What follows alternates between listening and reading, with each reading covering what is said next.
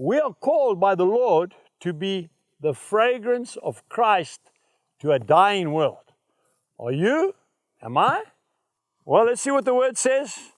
We go to the second book of Corinthians, chapter 2, and I'm reading verse 15. Paul says, "For we are to God the fragrance of Christ among those who are being saved and among those who are perishing."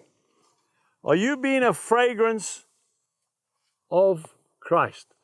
Folks, we've got to be positive. Doesn't matter. We can't walk by sight. We've got to walk by faith.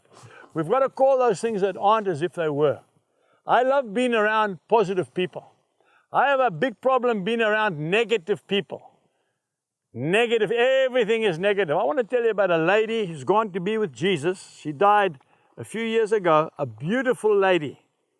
When she was young, she was riding on a horse. The horse got a scare and she fell off the horse and she broke her back. And she was in a wheelchair, confined in a wheelchair. Her name was Lee Udendal.